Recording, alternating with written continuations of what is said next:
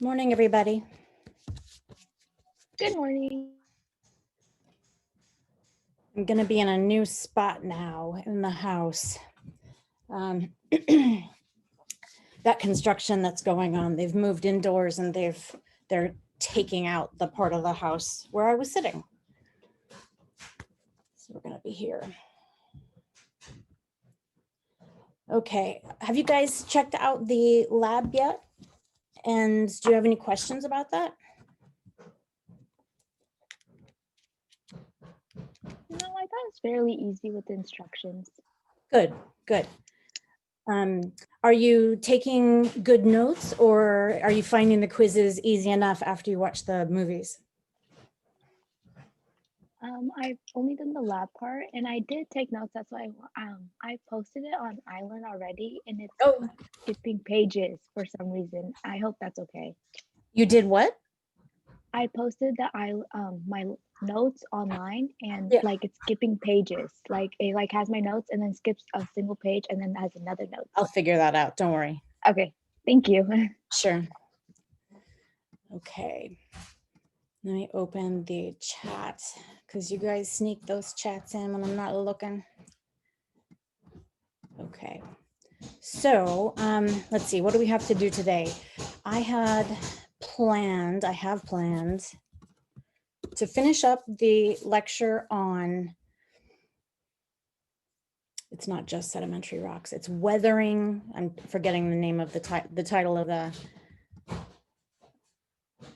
the chapter now. Weathering, erosion, and sedimentary rocks. Yes, of course. Okay. Let me just get set up here. We left off, we were more than halfway, so that's a good thing.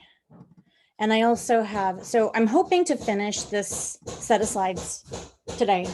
And I'm also hoping to start the coastlines lecture, which is shorter than this, but I won't finish that one today. So what's going to happen is, remember I said that this chapter, which is, I guess, chapter 5 is weathering, erosion, and sedimentary rocks. That one kind of goes with chapters 10, 11, 12 in various waves. That's funny because it's coastlines.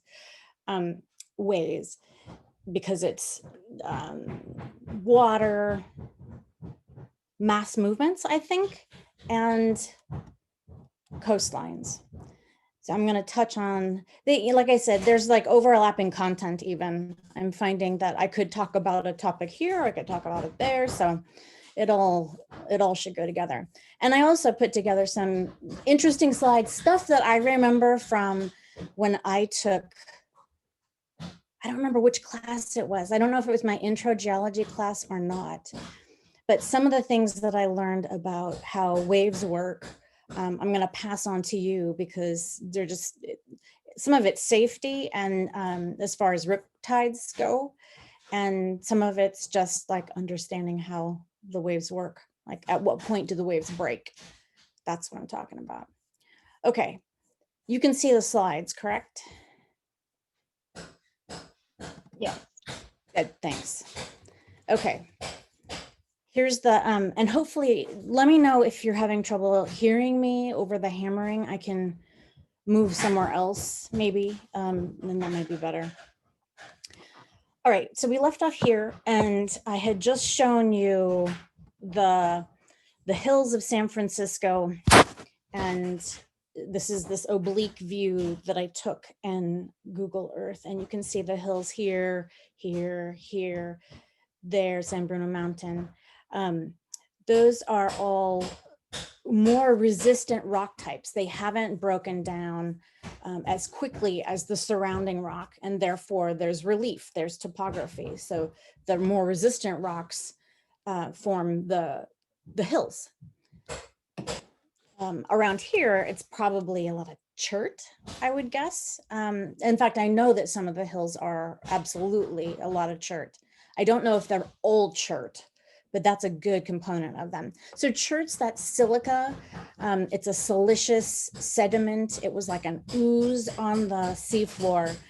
And I have a good picture, I think, somewhere in this one or the next set of slides of ocean bottom ooze. But it's like the silica shells of those tiny radiolaria that drop to the seafloor and create chert after a while. So it's not quartz exactly, because it's got some water in it structurally in the structure, actual water, not just hydroxyl groups bonded to other cations. So when there's actual water in a crystal, like, and it's oftentimes it's silica that we're talking about, you get chert or flint. They break kind of like glass. They have a conchoidal fracture, and they're hard rocks. Oh, I was gonna say about chert. Shoot, it'll come to me. Let me just think for just a second. So, right. So chert is it's related in the way that it's the type of material it is and the chemistry. It's silicious to opal. Opal's another silica mineraloid. It's not a mineral because it has water in it. That's what gives it the sparkly fire in opals, is actually in part because of the water interrupting the crystal structure. Okay, so enough about that, getting diverted. So quartz and feldspar rich rocks are going to be more resistant than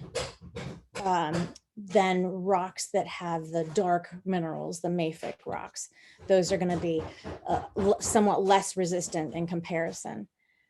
Now, if you were talking about, these are plutonic rocks. If you're talking about sedimentary rocks, the difference might be limestone, sandstone, shale, that kind of, or mudstone.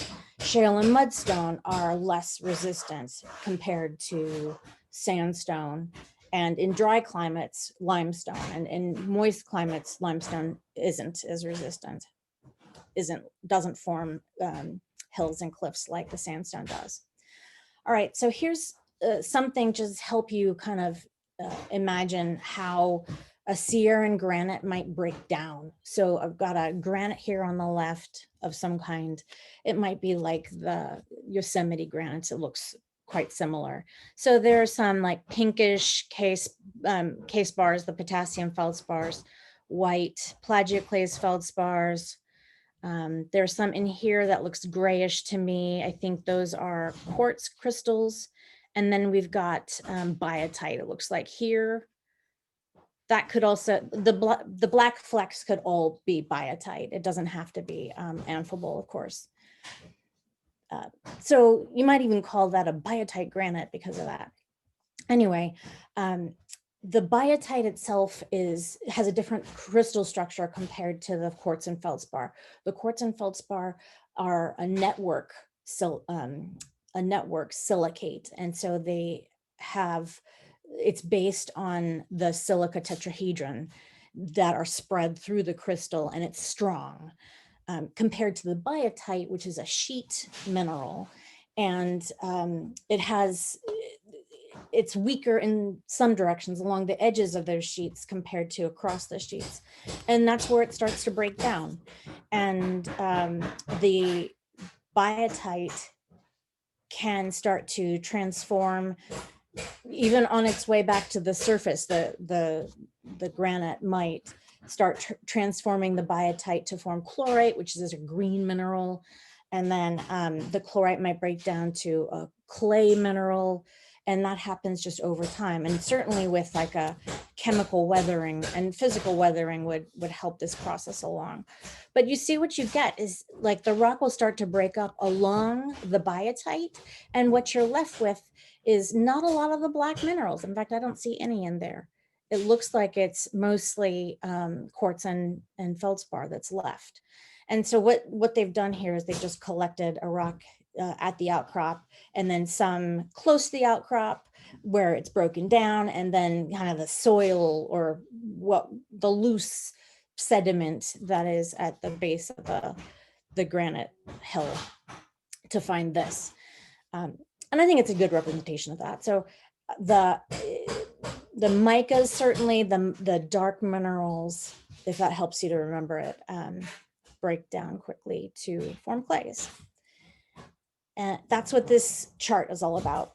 So what we've got is just weathering products of some common rock forming minerals. So over here, we've got halite, gypsum, calcite, quartz, and feldspars, and then a bunch of dark minerals. So olivine, pyroxene, amphibole, biotite. Those are all greenish to blackish minerals. Muscovite, of course, is a mica, but that's the silvery clear one. And what happens is these break down to clays. Like I said, the plagioclase breaks down also, just not as quickly as the dark minerals, the mafic minerals. So the muscovites probably would break down first, followed by amphiboles, pyroxenes, olivines. And what happens is they're broken up in like rainwater with solutions running through fractures and the cracks in the rock. And you get ions in solution that might be carried away or might combine with other ions to form crystallized new minerals somewhere, depending on the environmental conditions. What are the pressure and temperature conditions where all this is going on? If it's on the surface, then that probably gets sent down the watershed into a river somewhere.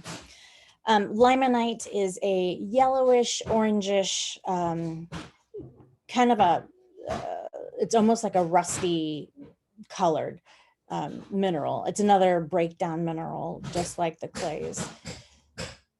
So when you have a lot of clay, what kind of rock do you get out of that kind of sediment?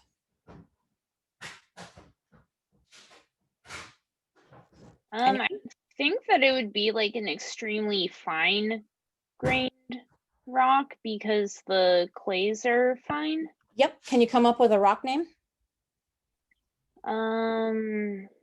Shale? Yeah, sure. Mudstone, shale, either one is good. Absolutely. So clays, if you think clays, think like muddy stuff. And, you know, shales are also like, they're just a slightly coarser, larger size, particle size than mudstone, that's all. Yeah, okay. And so all of those minerals also, even though I'm not going to show any more soils than this, you do get the development of soils over time in the same kind of way, where down at the bottom of the cliff here, there might be granite. Toward the top, there's been a lot of weathering and plants digging down through, breaking up the rock, with the roots breaking up rock as it weathers, and soils form. This is a whole nother field of study, really. So we could go into a lot of lectures on soils. I think you'll have to be a geology major, maybe a biology major, to learn more about soils. They're important. In fact, I ran into a soil scientist. I think the degree was in agronomy, actually.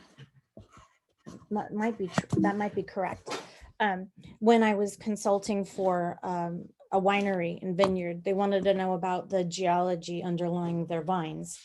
And so I wrote up some things for them and gave them the company a presentation so they could understand the geology better. Anyway, so they are employed locally, soil scientists.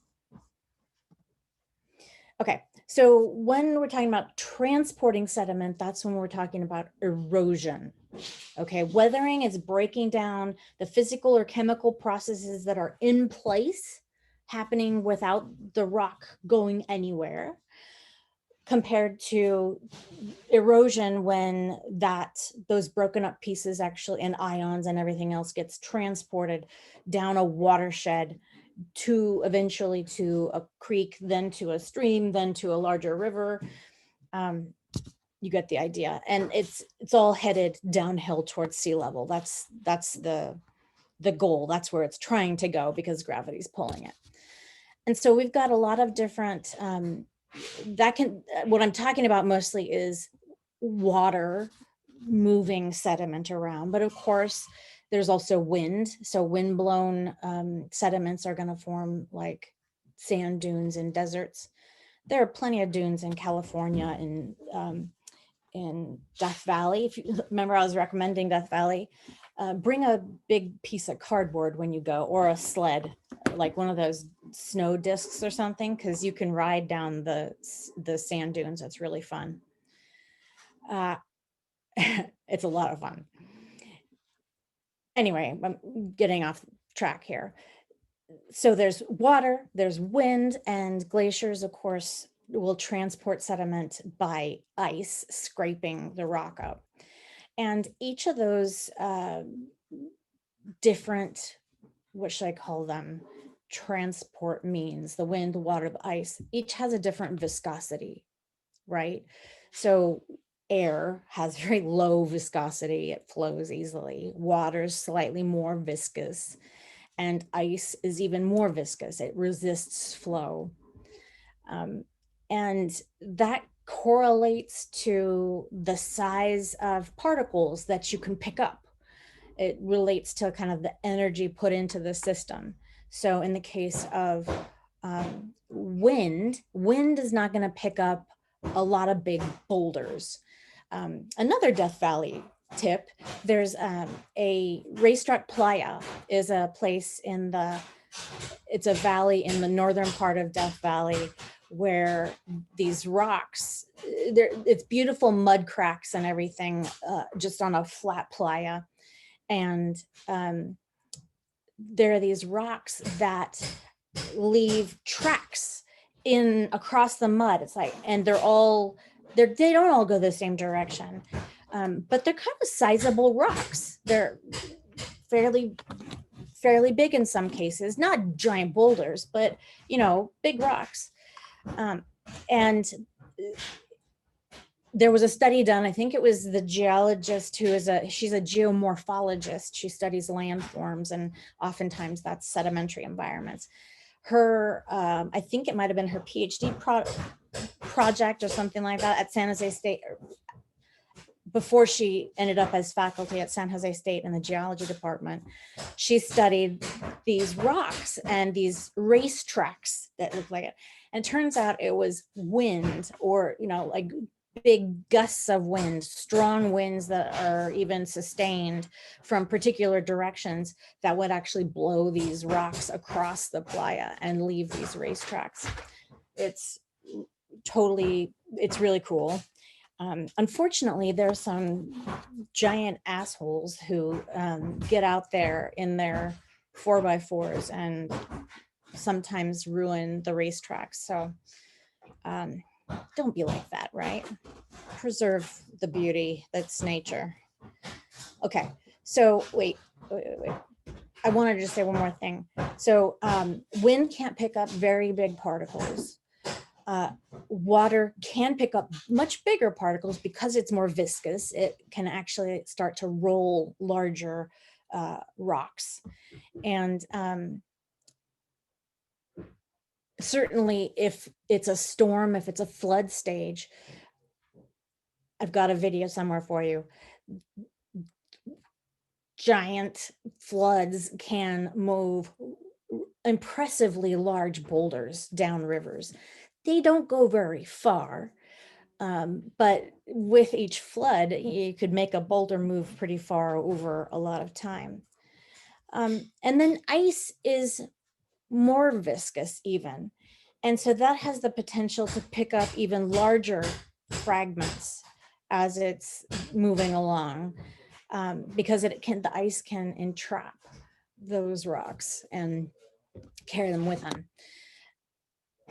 So this is all like related to viscosity. And there's another factor, of course, is that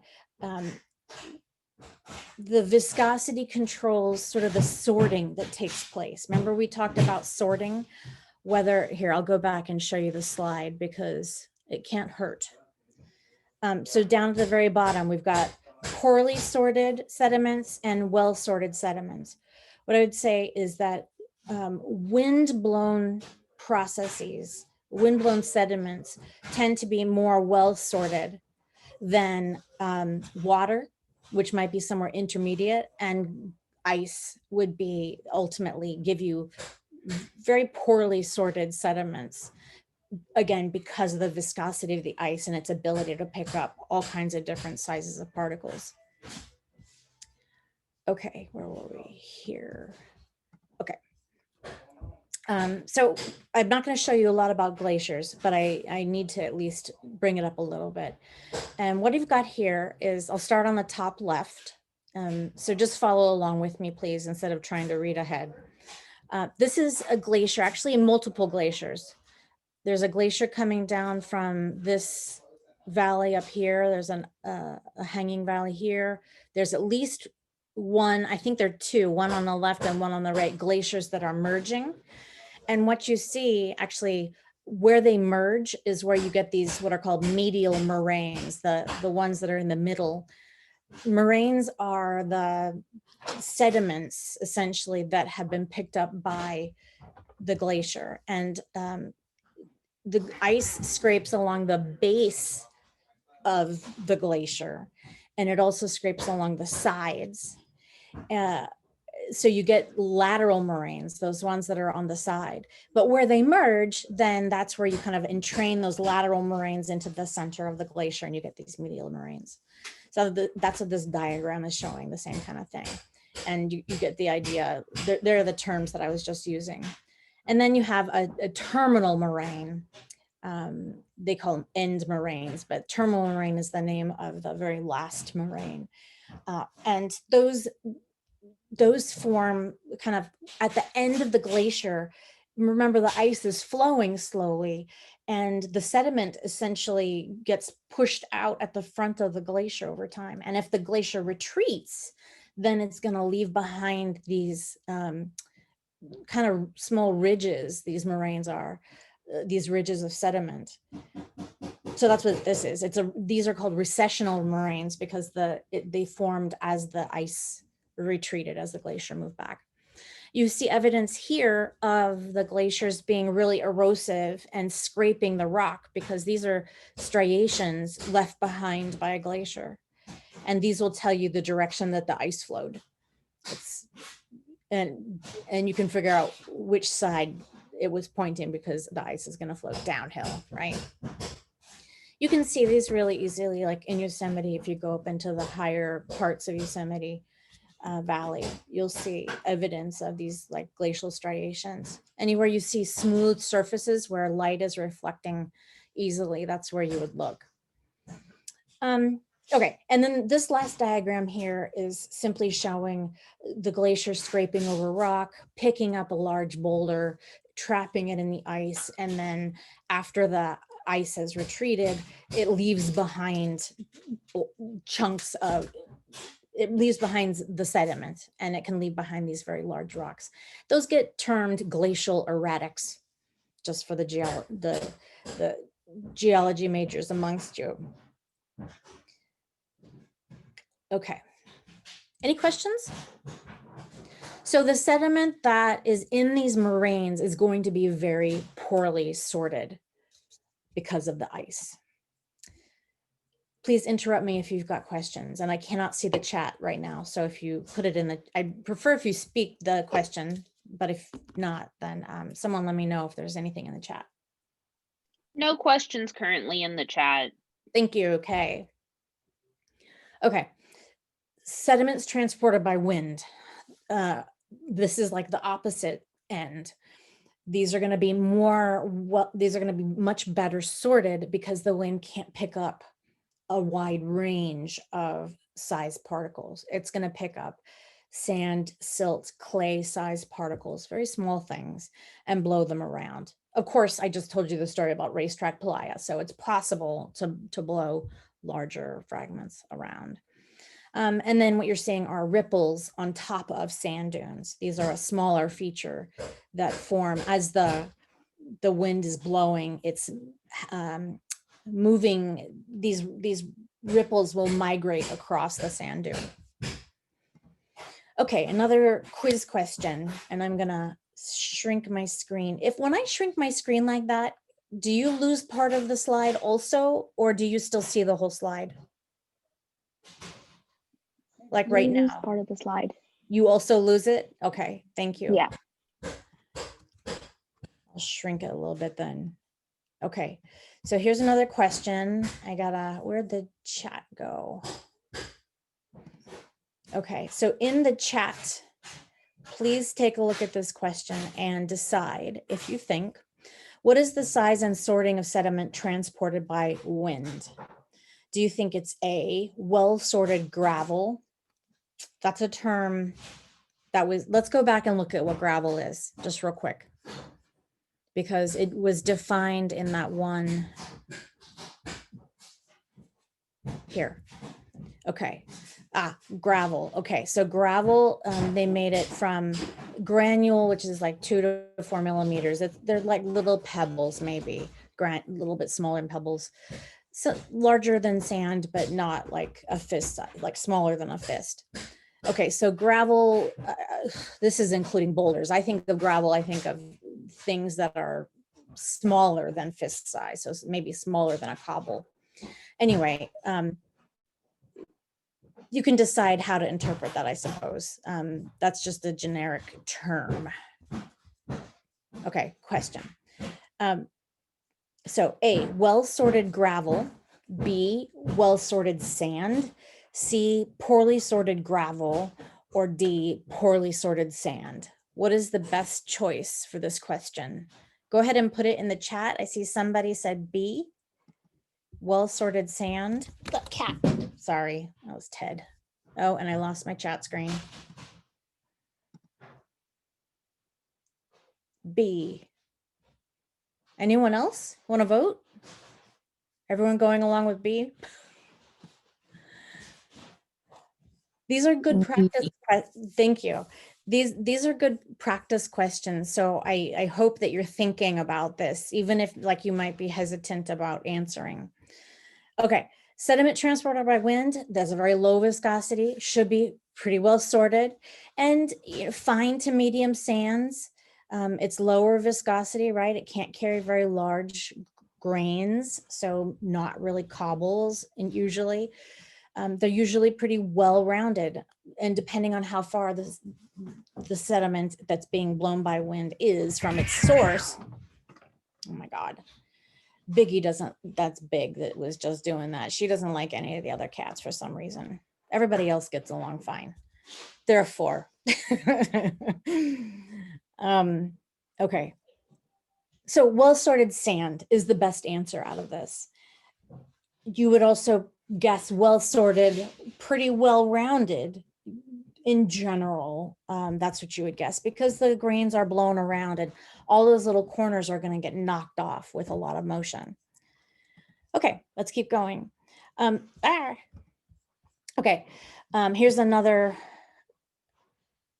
Oh, I guess I just wanted to remind myself, here are 2 glaciers that are merging to form a medial moraine there. And you can see really clearly how this lateral moraine here is on the right and another lateral moraine there on that glacier's right come together. And now they're going to merge to form a medial moraine as it continues down the valley. All right, so this is a good example of the sediments carried by ice. What do you think about the size, the sorting, and the shape of the class, given what you know now? Size, I think you probably, I've already said that it can be very large particles to very small particles. There's no reason the ice can't pick up soils and clay and sand also along with those big rocks. So the sorting is going to be poor. The size is going to be a whole wide range of sizes. And the shape of the class, what do you think about that?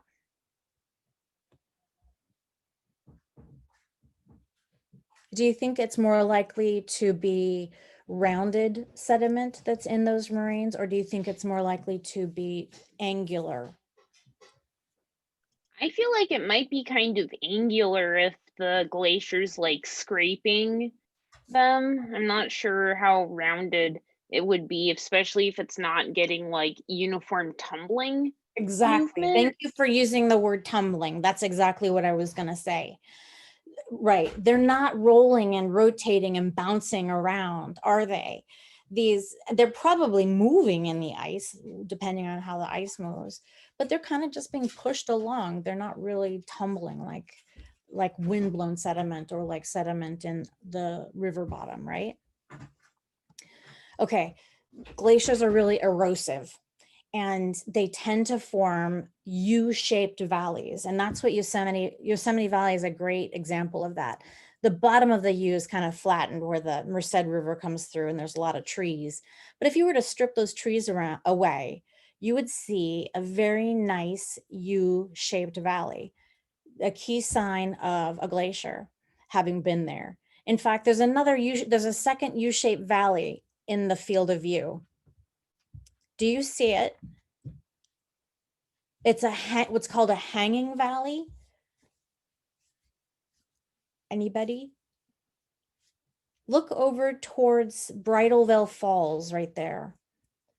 This is El Capitan. I just heard a woman who, on the radio this morning, a woman who climbed El Capitan in one climb. She did it in 22 hours. She had a glass of champagne at the top, then an ice cream sandwich, and then went to sleep for a really long time after. I thought that was funny. Do you see the U-shaped valley yet? It's this. It's on the right. Yeah, right there. I see that. Yeah. So there must have been a second glacier feeding into the main glacier in Yosemite Valley at one point. You know, like we were seeing those other glaciers merge. That was just merging at a higher level. Cool. Okay, good. All right, another quiz question. What's the size and sorting of sediment transported by ice? Hopefully this is an easy one for you. Chat's open. A, well-sorted gravel. B, well-sorted sand. C, poorly sorted gravel. D, poorly sorted sand. What's it gonna be? I got C's. I got an A. I think the A was from this one. Anyone else want to guess? So we're talking about ice. We're talking about glaciers.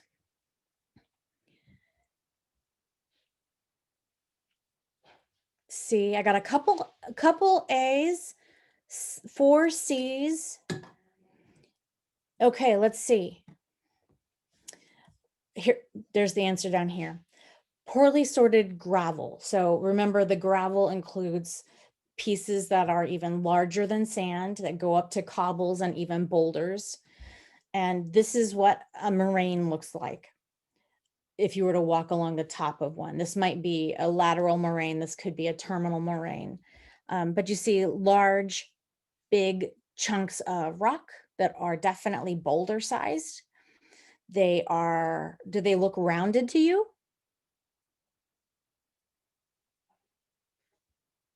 How rounded do you think they look? Here, maybe I can get, oops, wrong one. They look pretty angular. Yeah. I don't know. Look around. They don't look very round. I mean, there's a little bit of rounding, like maybe it was, I don't know, maybe some of them were scraped by the ice first and then fell into the ice. And so part of it is rounded, part of it's angular. I see a lot of angular pieces myself. Yeah, check out these smaller pieces too. So they're pretty angular. They're not getting tumbled in that ice, is what that's saying. And it's poorly sorted, right? This doesn't look like a nice dune sand that was completely uniform. This has big chunks and little pieces in this sediment, right? And this whole hill, this whole thing is the moraine. Okay, so the ice is high viscosity. It can carry larger pieces and it doesn't discriminate. It just takes everything. So it's poorly sorted. It's everything from clay to boulders. I already said that part. And the clasts are often pretty angular. Okay, so these characteristics make great quiz questions. So quiz questions that are in this are good practice ones. I think they're basic stuff, right? It's like basic knowledge about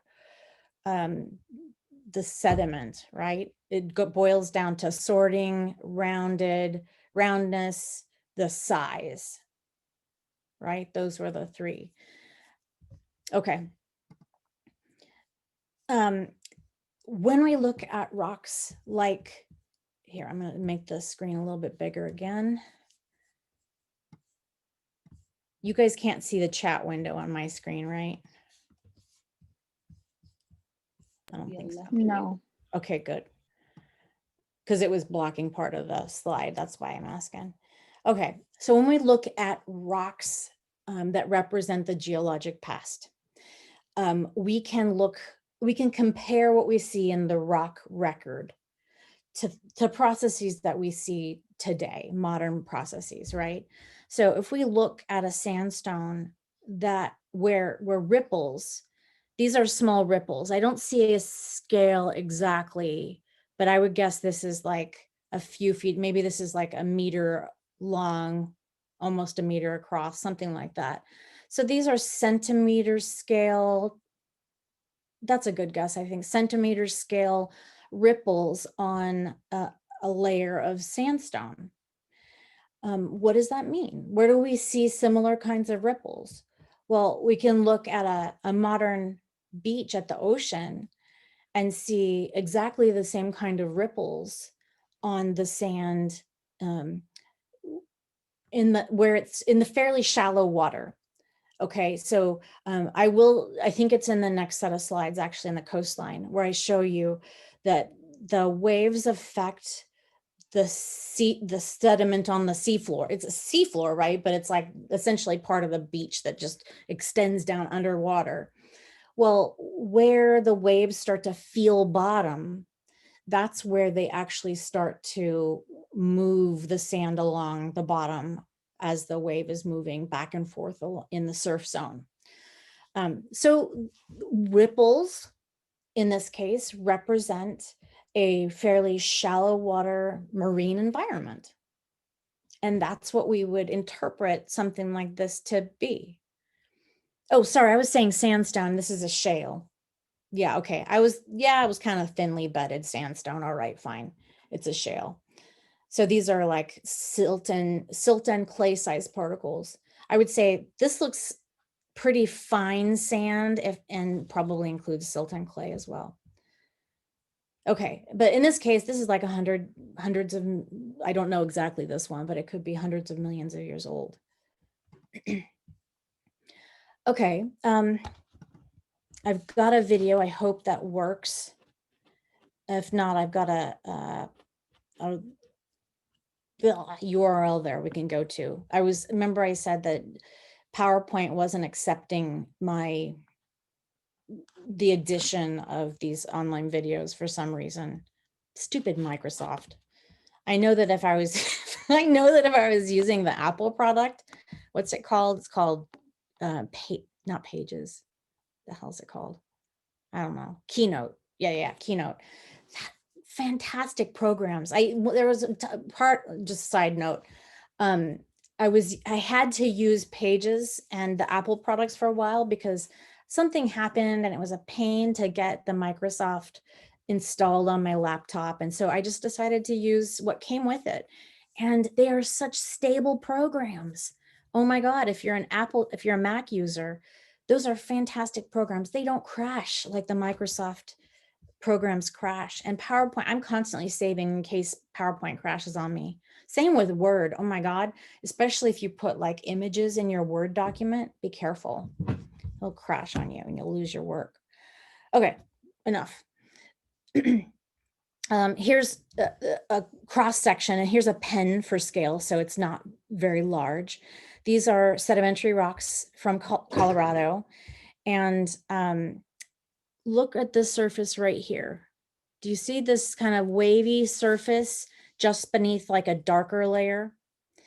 So this is like a sandier layer within. This is like interlayered shales and sandstones, it looks to me.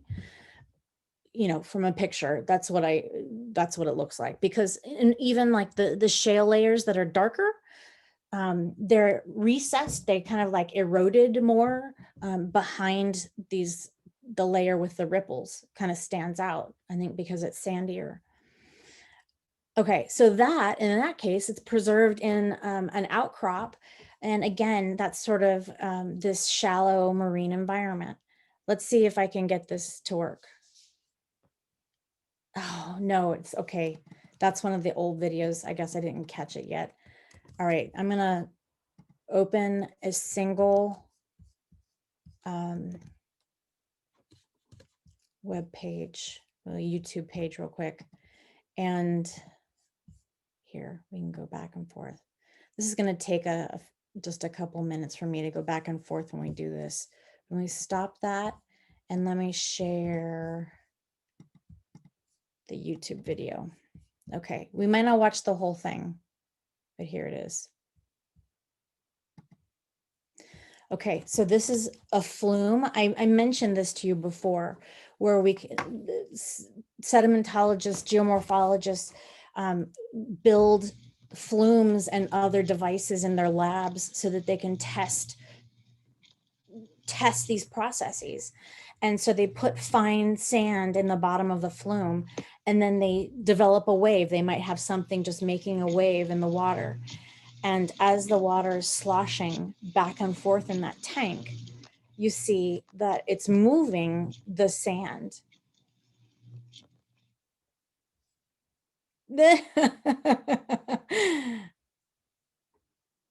Come on. Okay, so ripples spread from a bump on a flat sand bed. That's cool. So they started with a flat sand bed. There was just a little bump in the sand. And when they started the wave going, that's what happened. It just propagated that wave, that ripple, and it moved outward and filled the area. Okay, I think I'm gonna stop with that one, even though there's more fun. You can obviously go see more if you want to later. Let me go back to the slides. There we go. Okay, you see the slides again, right? Okay, so that's what's happening. That's how we get ripples. And remember the scale, okay? So this is like on the centimeter scale. These aren't dunes, which would be like meters. And how they work is like this. This works for the ripples, this works for dunes, and the scale is just simply different. If you were to see this in outcrop, are you looking at something that's tiny, or are you looking at a really large feature? Same idea though. Here's a current direction. Like this could be a river bottom. So there's one direction of water motion. The sand grains will jostle and move up the ripple face and then slide. So this shallower slope here, they migrate up the shallower slope and then down the steep face on the other side, on the down current side. And over time, with continued flow of water over those ripples, that ripple will actually migrate across the riverbed. So this is showing when you see, you might see cross beds like this preserved in the rock record. And I've got a picture for you in just a second. And that's what this means, is you're seeing a current direction.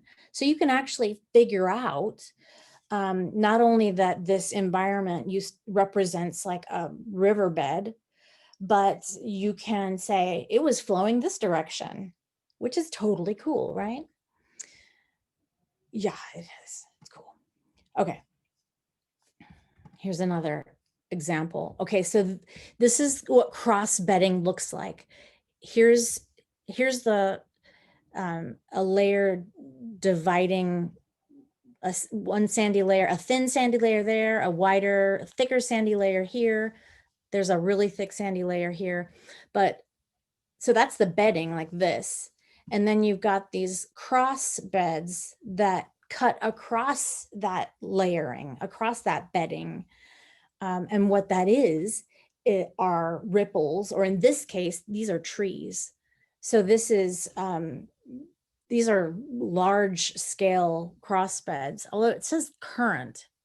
I was thinking that might be, yeah. I wonder why they had current there.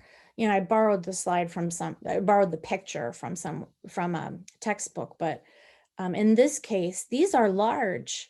These have to be windblown dunes because they're too big to be in a river bottom. That's too big. We don't have rivers that big, I don't think. Anyway, 2 to 3 meters high is how big these are. And these are migrating sand dunes transported by wind. So all of these grains, I would guess that when I look closer at that sandstone, that it will be well sorted sand and that there'll be pretty rounded particles, right? And not very large. In this case, look at these cross beds. Here's a layer here where there's cross beds going like this. So this is a ripple in this case, not a dune, because we're talking about centimeters. The flow direction was like this. It flowed from left to right because this is the shallow face and here's the steep face. So the grains were bouncing along the shallow side and then fall down the steep down current face. Everyone with me? Okay, good. All right, so I've got a couple more videos, but let me show you the slides first and I'll get these videos set up. Ugh, not enough space on my screen. Okay, there, and one more. Oops. Okay, those are ready to roll. All right, here we've got, this is a modern beach environment. There's a rocky cliff that's been undercut by the wave action and sand is piled up in here. This is in the swash zone, okay? So where the water is washing back and forth as the waves come in and then pull back out. That's what we're talking about. This is an example of what bed load sediment transport is like. That'll be the first video I show you, is a bed load sediment transport. So it's going to be along the sand bed. Okay, you'll see what I'm talking about. And then here, do you see these really fine we call them laminations instead of bedding. These are just tiny fine layers, probably of very fine sand, silt-sized particles, maybe even some clays. In this case, that represents what are called upper plane bed laminations. So you're going to see a couple different kinds of environments that would produce this kind of, be produced in this kind of environment and produce this kind of looking sedimentary rock. Okay, let me stop here. Let me know if I screw up and I'm not showing you the right video. Okay, the first one is bed load sediment transport. Oh, wait. I haven't shared it with you yet. It started without me. Okay. It is this one. Okay. Okay, so this is the bed load. I'm going to roll it back. Bed load sediment transport. We'll worry about that later. Okay, so just pause. Look at what they've got. This is another experimental environment, right? This is one of the flumes. They've got what looks like very fine sand, silt, maybe clay in with some pebbles and large coarse sand in the bottom of this tank. And then along the surface of that bed is where we're watching the action happen. Okay, so you're going to see particles moving along the surface. Look out for that. Okay, so see these rolling along the bottom of the riverbed? That's what bed load transport is. I don't expect you to remember that term necessarily, but when I talk about sediments being transported along the river bottom, that's the kind of example I'm talking about. Those are rolling. that's where the rounding comes from, right? All of that rolling is going to break off all those little corners on the sediment. Okay, here's the other one. This is the upper plain bed laminations, another tank environment. And look what's happening. So there's waves going across the top, but do you see this lighter colored layer that's on top? It's really fine sediment. It's like a plume almost of sediment that gets blown along the surface. And it's like ripples, and you get these like migrating ripples all along here. So there's the steep face where they fall down. Here they're climbing up the shallow surface, falling down the steep face. Here comes another one. So that's how you get some of these fine layers, is this fine sediment being moved along the bottom there of this imaginary either marine or stream environment. Cats are fighting again. Okay. All right. Here are a couple of examples of really poorly sorted sediment. And what these are evidence of debris flows. So in this case, it's not volcanic, it's not volcano related, it's not eruption related. These are rain events. So this is big storms that dump a lot of water suddenly. You know, if you get too much water, you saturate the ground, and then suddenly your watershed is bringing all this water down to the main, down to the lowest point into the largest river, and you get floods. And with a lot of water, it's more viscous than air, right? But it's less viscous than ice. It should be able to transport pretty large particles. I think that's a bandana for scale. I'm not sure what I'm looking at actually, but let's just concentrate on the rocks. What do you see in here?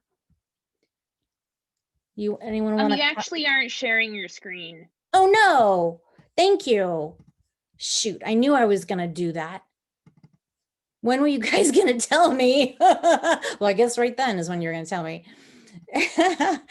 Okay, so you're just listening to me talk about debris flows. That's cool. Thank you for being patient. You can see it now, right? Yes. Good. Okay.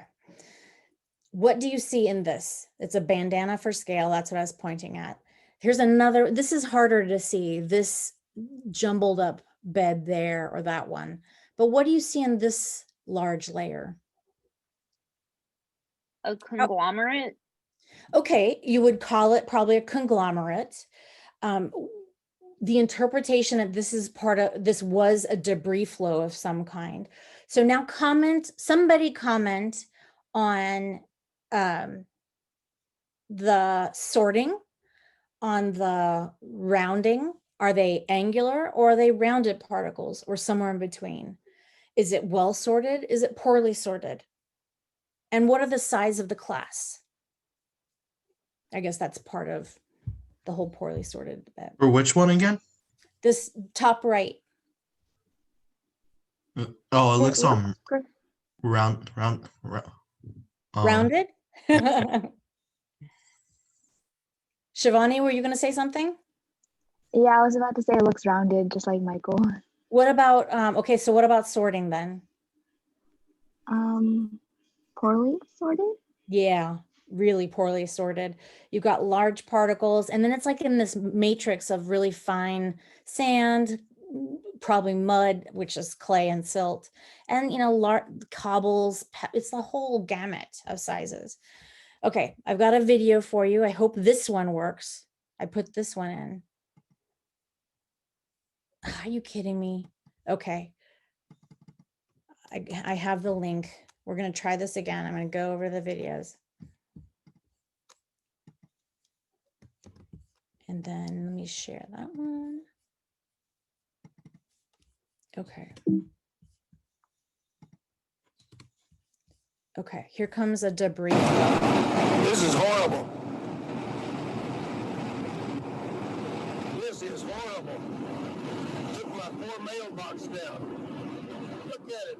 boulders, big as wheelbarrows. Boulders as big as wheelbarrows, he said. Trees, Good night. Never saw anything like this. mailboxes. There goes a really big boulder. Come on. Yowza. You would not want to be in that. You would get broken in that. It would break you. Oh my God. Yeah, here comes another big boulder. Right, watch right there. Ah, he went past it too fast. Look at that. See how, oh good, he's zooming in. Nice.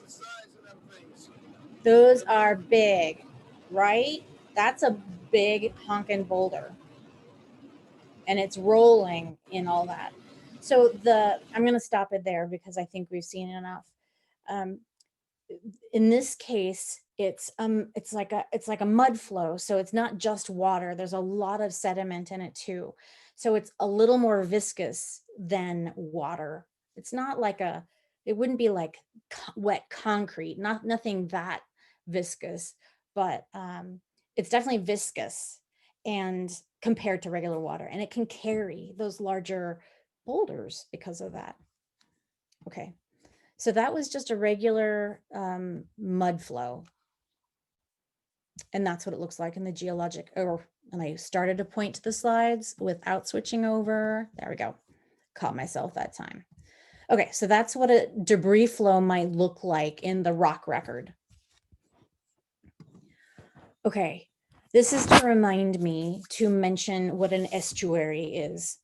Okay, so mountains, here is like an alluvial fan coming out of the mountains. That's representing this fan-shaped thing with these boulders. Boulders nearest to the source of the big rocks, right? A river coming down. Notice it changes from pretty straight to kind of wavy zigzag, where these are called meanders, or it's meandering. You get that on flat terrain. We'll talk about that when we get to surface water. But it's meandering on flat terrain, and then it gets to the coast. And where you have like an inlet, it might be a bay, an inlet where fresh water and salt water mix. That's what you call, again, estuary. So you've got beaches around there, but this inlet that, like I said, is a mixture of salt and sea water and fresh water, is very much what we have in San Francisco Bay, right? This bay, you can even see, okay, so check it out. So look at how muddy looking the bay water is, and it even spills out into the ocean a little bit. That's all the sediment and probably pollution that's coming in from the streams that feed the bay, the freshwater streams. You know, it's just groundwater from rainfall, or from, it might even be groundwater at natural springs, and certainly from rivers that are coming out of the Sierra Nevada. In fact, this is a map of most of California, and there's San Francisco Bay right there. And the green area represents the entire watershed for San Francisco Bay. What that means is this line that separates the white part of the map from the green part of the map represents like ridges that enclose an area that everywhere within that green area is flowing downhill towards the bay. It's downhill to a small stream that merges with a larger creek, and then a bunch of creeks merge into a river. I think you get the idea. And actually, I don't know. I don't know of any special terminology as far as like creek, stream. Rivers are large, right? But designating what's a stream, what's a creek, I'm just making it up. What sounds like a stream sounds like small compared to a creek, compared to a river to me.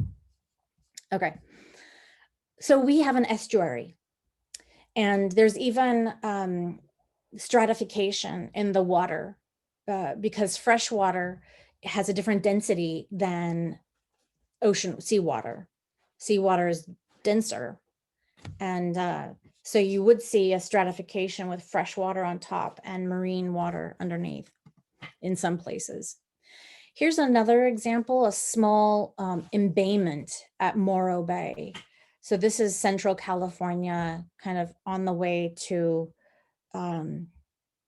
this is near Hearst Castle, which is on the coast, near Paso Robles, and I'm trying to think of a beach town that's right there. We go there every year. Pismo Beach. Thank you. Right. Okay. Who am I thinking? I don't know. So anyway, check it. There's like a sandbar out here separating the ocean. So that's the beach. There are the ocean waves right there. There's a beach, probably sand dunes also. And then we've got some like a marshy area with little creeks coming down and feeding into this lowland, this wetland. In this environment, what kinds of sediments do you expect to see there? That's Ted. Sorry. What kind of sediment do you expect to see in this sort of environment? Meaning size, what size? Or yeah, what size particles? Is this, okay, if you're not, while you're thinking, think about how energetic this environment is.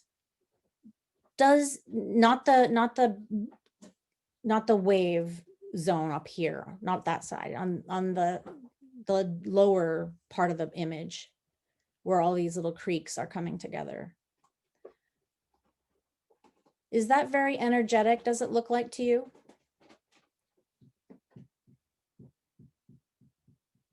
Do you think, do you want to say something? Or do you want me to keep going? Sorry, I was gonna say something, but you can keep going. No, go ahead, Kay. I was going to say that it might be somewhat sorted because the little creeks are going to be lower energy than the wave action. And so Totally. I feel like there will be a lot of like maybe cobbles and rounded rock, but as it gets closer to the water, that there might be more energy, and so it will slowly sort out Okay. it. But I feel like there would be a lot of like larger rounded particles, but then it would get a little bit finer but still coarse as it moves towards the water. I got you. I think yeah, so this is, you're right, this is much lower energy than like the surf zone up here. Much lower energy. These aren't like big rivers. These are like little trickling creeks. And this area in here, I bet you would want some like thigh-high waders or something, because I bet that's marshy and muddy. Are you with me? Does that look like it would be a wet, muddy environment, and that like you'd probably sink into all that? You know, not in the actual creek, but on the like the wetland around in between. So I think what you're saying is that you're guessing that the particles are rounded here because they've traveled a long way to get here. And this doesn't look like a super energetic environment to me. So I guess that these are smaller particles. I guess that this is muddier rather than a bunch of big boulders. And you didn't say a bunch of big boulders. You said like some. There may well be, especially near like hills, right? But unless it's like coming down in a rushing river, they're not going to make it very far. Like all the sediment down in here, I'm going to guess is smaller particles. Okay. You're welcome to argue with me, by the way. If you have a different opinion or a different idea, please say so, because a lot of times, I mean, geology just makes sense sometimes, and you come up with like logic helps you. Okay, so marshy environments, intertidal marshes or mud flats. That's the kind of environment I was thinking of. This is what it kind of looks like with grasslands. There's the tide comes in, like it's a slough, which is, you know, which is a tidal zone. At high tide, you can kayak through them, and there's like a channel that goes through. But at low tide, it's all mud, and there might be a really narrow channel where it's deepest, and then there's some grassy areas where the, you know, birds are feeding and everything. But when the tide goes out, it kind of looks like this: leaves behind ripples on the mud or the very fine sand. This is very much like the environment we have around the edges of our bay. And so this is Palo Alto, East Palo Alto, and this area in here that's all stippled, these intertidal marshes and mud flats. And in fact, there are like rowing clubs. I had an apartment that was fantastic. It was right on the slough in Redwood City. And there was a rowing club that would go out, and people just recreational, like canoeing, kayaking. There were dragon boats, all kinds of fun stuff. Anyway, there's a lot going down in the bay, and it's dependent on high tide too, for the recreation anyway. Okay, as far as like the sediments are concerned, they're pretty fine, right? Clays and silts and fine sands. And in the rock record, it would look something like this. So laminar, meaning flat. I don't see any, maybe these are ripples down here. Maybe a little ripple in here. I'm not seeing a lot. It's pretty fine. So kind of that's big again. Like a muddy sandstone or a sandy mudstone.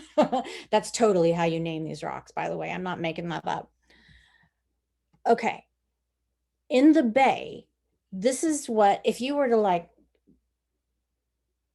core down, like take a core down through the bay sediments. So here we've got, this is the water in the bay, and there's like a boating channel there. Here's the west side, so towards the ocean. Here's the east side. We can imagine this is East Palo Alto, and this is Hayward. Wait, or is it Fremont? It's Fremont, and then Hayward's just north of there, I think. So Palo Alto to Hayward, or Fremont. And what do we have here? So read the legend. Every good diagram has a legend, right? And a scale. So we've got 20 meters like this. So this is maybe 50 or 60 meters deep mud, not so deep water. The mud layers, sorry, I said mud, but only some of these layers are mud. The flat line, the horizontal line unit are muds. So there are two muddy layers. And then there are some river sands and gravels interbedded. What do you suppose that means?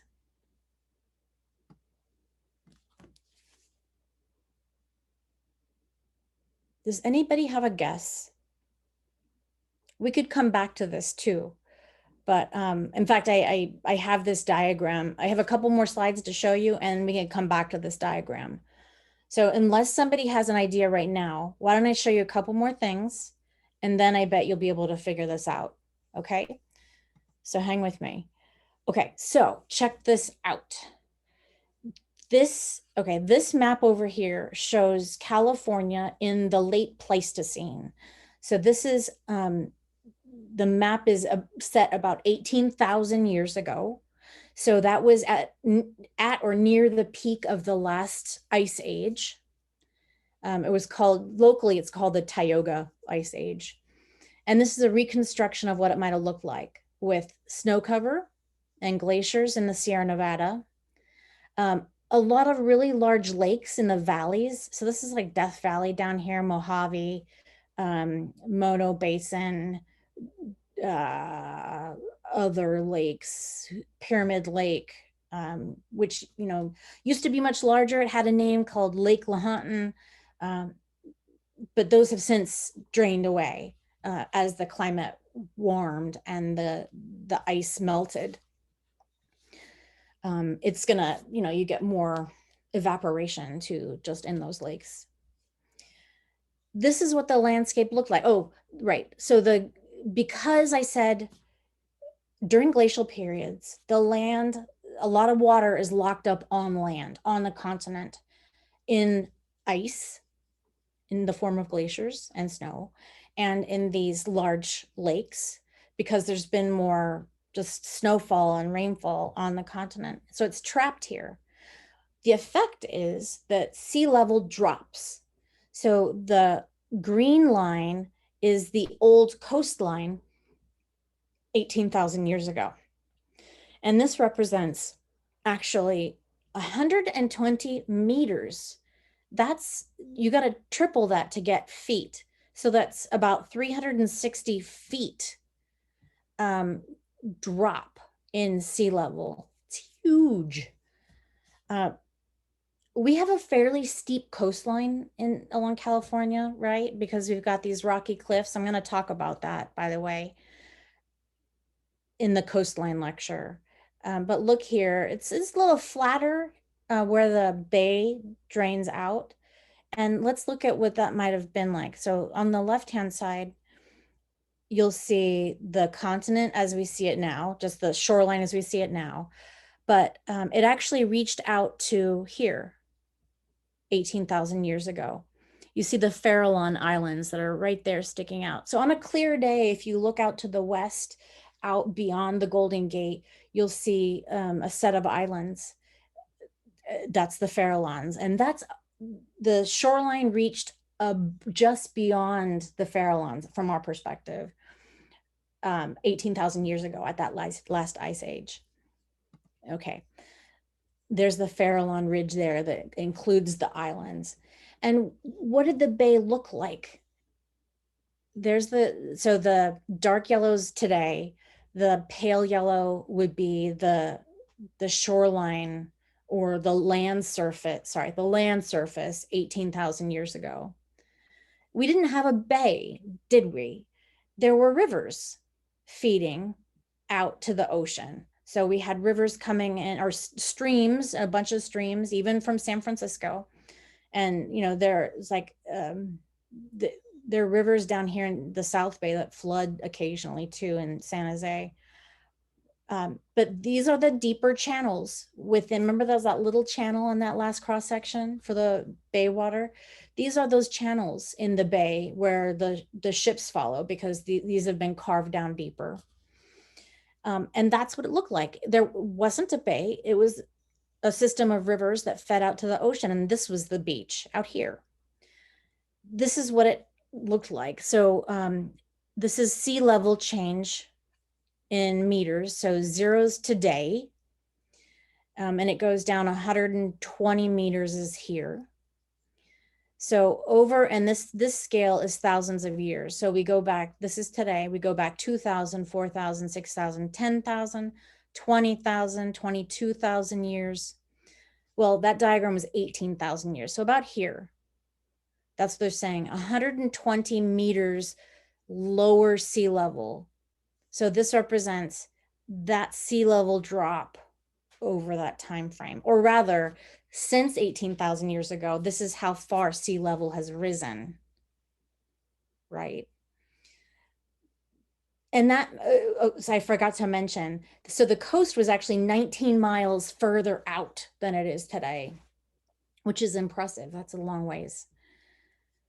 Any questions about this? If you just look at, you can kind of see those ancient channels if you just map the water depth in the bay. Most of the bay is really shallow, except for, like I said, those river channels that cut through. And then there's a plume of, over time, a plume of sediment was flowed out past the Golden Gate. And so there's like a underwater alluvial fan submarine fan is what you'd call that, not an alluvial fan. Alluvial's on land. And then let's see, this is water depth 50 meters. So the coastline was way out here still. What did I want to say else about that? I don't think anything else. I just wanted to show this version of it instead of just this. So just kind of shallow water. So we have, you know, if we've got global warming and we've got shallow tidal areas, those are going to be the first to flood and fill up as sea level raises. So everyone along the bay and along the coast to some extent are in danger of having to go through something called planned retreat, where you move a city away from the coastline. They're talking about that in Pacifica even, because our Lindamar Beach is, it's a pretty flat area. There's a lot of people who live in there, a lot of development. And with sea level rise, we would definitely have trouble. In fact, it's the Taco Bell with the world's greatest view. If you haven't been to it, it's in Pacifica at Lindamar Beach. It's right on the beach. It's gorgeous. And they serve beer. You guys are probably too young for that. But anyway, it's a good Taco Bell. That would have to move if sea level rose. Okay, so think about this. Now look at this diagram again. What story is this cross-section of sediments telling us if we've got river sands and gravels here, then bay muds, then river gravels again, then bay muds again? And think like today is when we have mud. So today's sediment, today's layer is that muddy layer that we're contributing to. But if we go back in time, we'd encounter these gravels. So think sea level. Can I contribute? Yes, please. Can I contribute unless someone else wants to? Anyone? If you don't chime in, Kay is gonna volunteer something. Go for it, Kay. Okay. So I see this as a record of progression and regression of the ocean from land. So I would think that where there's the river sand and gravel, at those points, the ocean, the shoreline was farther out. And Yes. so there isn't that wave motion. And so at these times, there were probably like rivers and stuff that were transporting the rounded rocks and the gravel. Right. And then as the sea level progressed, then that's when the what do you mean by sea was level formed. progressing? When the water goes up onto shore and the shoreline Okay, goes so your in. So there's sea level rise would give you the muds? Yes, because of the wave action that it sorts the particles and makes them finer. It would so flood, you'd sea level would flood the bay, right? Just like today? Yeah. Yeah, okay. So I kind good. of feel like this is like a story of how the shoreline moved in and out, the ocean going up on land versus it coming back out into the ocean, and different amounts Awesome. of shoreline visible. Great. So just like this, right? This is the sort of environment on the right where you'd be depositing the river gravels and sands, right? As sea level drops, you would get a lot of that coarser material making its way out to these streams here. And then today, with the bay flooded, this is where you bring in fine sediment, and there's fine sediment floating around in the bay, just in the water. So it's no longer a river system. Okay, so here's a question. Do the river sands and gravels represent a glacial period or an interglacial period? Interglacial means in between glacial periods. So which one of these, the bay muds or the coarse rivers and gravels represents a glacial period. The sand and gravel. Yeah, right. Because sea level was lower, ice was locked up on land, and we had this river system. Exactly. So this would represent like the last glacial period and the one before that. Exactly. So this is like a cycle. Exactly. Good job. Okay. So your lab, I wanted to use a couple of screenshots from it just because it's such a spectacular example of differential weathering and the different rock types that you get. So this screenshot is from the first one, the layers and superposition part of the lab. So some rock types that you see here are more resistant to weathering and erosion than others. And others, and so the ones that are more resistant form cliffs in a dry environment like this, and others form slopes. Those are the ones that are eroding. So why don't you take a stab? Maybe some of you have done this lab, but which rocks are the cliff formers?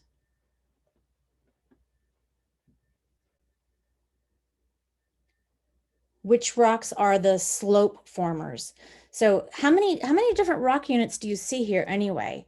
So if you haven't done the lab, just look, and where would you draw lines based on just how they weather, whether it's a slope or a cliff? How many rock units are visible here? And where would you draw the lines in between? Just I think feel for like a there might second. be like 5 or 6 different units there because of looking at the distinct strata and the color of the rocks, that there's several units. Yeah, sure, you can use color too. Like here, this looks like a cliff former where there might be 2 different units, like this one and that one even. Sure. Yeah. Okay. So you might draw a line here and say that's A, that's B. But then you run into this. This is a slope former. So what kind of rocks do you think are here? And what kind of rocks do you think are here? You can think about grain size, you could think about composition. Well, I would think that the cliff formers have more minerals that are resistant to Which ones weathering, are such as those? quartz and feldspars. Awesome. And Yeah. then the slope formers would have minerals that are more susceptible to weathering, like maybe micas, or I'm not sure how weather resistant like pyroxenes and all of those are, but probably micas. Let's keep it even simpler. Call them shales or mudstones. Yeah. Okay. So like muddy clay sized particles, even smaller, like broken. It's beyond the mica stage. We're into the clays. Yeah. Yeah. So these are more clay rich, finer grained sediments in here. And they weather and erode more easily compared to the cliff formers. So the cliff formers are likely to be sandstones. And in the case of, this is a desert environment, and in the case of the desert environment, limestones also behave that way. If it was a humid, wet environment, that wouldn't be the case for limestones. But for here, for the Grand Canyon, sandstones and limestones form the cliffs. So there's at least maybe 1 or 2 here. There's at least 1 slope former there. Here's another cliff former. Here's another slope former. Here's another cliff former. Right? You with me? So even if you don't say anything, just like, you can just nod along. So cliff here, I would draw a line like, gosh, maybe here along there, somewhere like that. And then there's a slope former above it. And then this giant cliff unit, then the slope unit, which is maybe 1 or 2, and then another couple of cliff formers there. So there are a bunch of different units.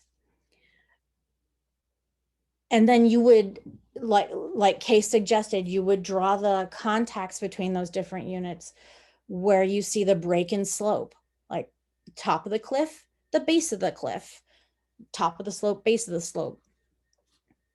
Okay, everyone with me? Good. I'll go. Yeah. Oh, I got some thumbs up. Thank you. That's helpful. Okay. So here's a different shot of the Grand Canyon units. And in this case, we've got the Tapete sandstone here down at the bottom that is 545 million years old. So that's Cambrian. That's the unit that represents the first hard-shelled animals. So think trilobites, those little beetles that I showed you back then. I think a beetle is probably the best name for those, or a scarab almost they look like. You know, Egyptian scarabs, which are just beetles, special beetles. The Bright Angel Shale is above the Tapete sandstone, and the Bright Angel Shale is a slope former. Then we have the Muav limestone, which is more of a cliff former. It's got sediment over the top of it, so it's a little bit hard to see there. And then we've got the Red Wall limestone. That's the giant cliff former. That's 335 million years old. Where's the unconformity? I was actually about to ask about that.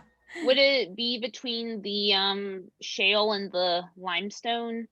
Because there's a huge gap in time from Yes. 515 to 335. 35, exactly. There's a huge gap in time there.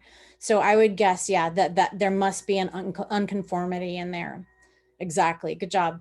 Okay, now look at that sequence: sandstone, shale, limestone, limestone, right? That's a real sequence in real rocks. And then let's come over here and look at this. Remember we talked about sands and the larger clastic material doesn't get very far from the continent, right? The coarse material, the sandy sediment, drops out first because they're larger particles than clay and silt, right? So the sand will be near the edge, near the beach. Then you get muddy sediment further out. So those are the clays and the silts that make it further away from the edge from the beach. And then in deepest water, that's where you get the calcite sediment, the limestones forming from shells of animals over time. You get like a limey ooze on the seafloor. Yeah, so that's what it would look like, that section from edge of the continent out to deep water. So limestones represent deep water marine environments. Mudstones are sort of in between the coast and that deep water. And then sandstones would represent a nearshore environment, right? So if you see a sequence that looks sandstone, shale, limestone, just like this, sandstone, shale, limestone, what does that tell you about the history of this area? Look at this diagram here. What do you need to do? You've got to change sea level in order to get that sequence of rocks, don't you? So how is sea level changing here? What does that represent?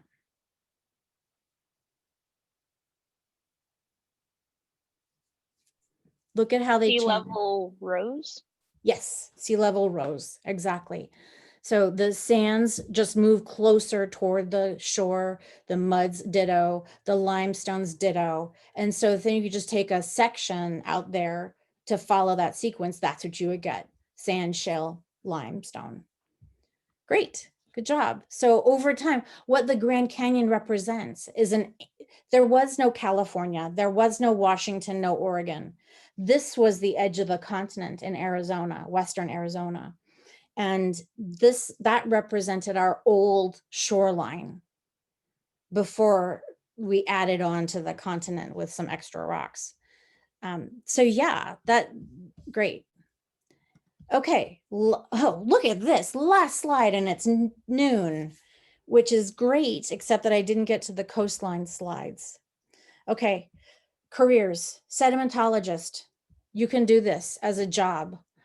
This could involve looking at cross sections of rocks in the coast, in lots of different environments. There are sedimentologists who go scuba diving and look at corals and coral growth and those sediments out there. It can interpret, this looks like a slump like a landslide related to fault motion. So looking at paleo environments, getting down into trenches that are dug across the faults in the bay. This is one of those trench field sites, and that's the trench itself, where you get down and you mark out where you see where the fault has moved, and you can mark different earthquake events actually that are indicated by the soils and the rocks. This is looking at core sections. So this is probably from a cruise where they drill down into the ocean sediment, into the seafloor, and bring up cores. And depending where you are, like for example, Petra Deakins in our department, she's a professor, she's an oceanographer. She's been out on cruises into the, I don't know where she went on the cruise, but she's used the core material from the Bay of Bengal, which is out in the Indian Ocean, to look at climate change over time recorded there. You could also probably see some record of uplift of the Himalaya too, actually. So this could be used to study climate or tectonics even. This is the core drill there on the ship. And then this would be like a three-dimensional model of petroleum reserves or maybe gas reserves. So that's another job what sedimentologists go do, is they go into energy exploration. And I know a lot of students these days are anti-energy exploration, energy, right? It's not petroleum anymore. But a lot of my friends got their PhDs. You don't need a PhD to do that, by the way. I had a grad student of mine who interned between her bachelor's and her master's, starting her master's degree. She interned with or maybe it was after her first year of her master's. I think it was after her first year. She interned with an oil company.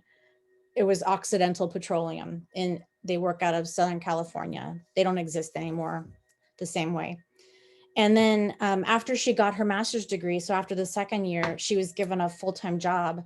I think she was probably making more than me at the time, just starting off. But a lot of my friends have gone off into the oil industry to make a buck, and then they quit after a while and go do something they actually enjoy, often coming back into academia to do research on whatever they floats their boat, and then they can afford to buy a house. Anyway, that's just a little story. Okay, I guess I'm disappointed that I didn't get to, I'll stop there. I'm disappointed that I didn't get to the coastline slides, but I guess we got a nice long talk about sediments. It'll also set us up for the coastline slides as well. Are there any questions before I let you go? I hope that you do that lab. It won't take you very long, I don't think. Turn in those certificates of completion and start studying for the exam.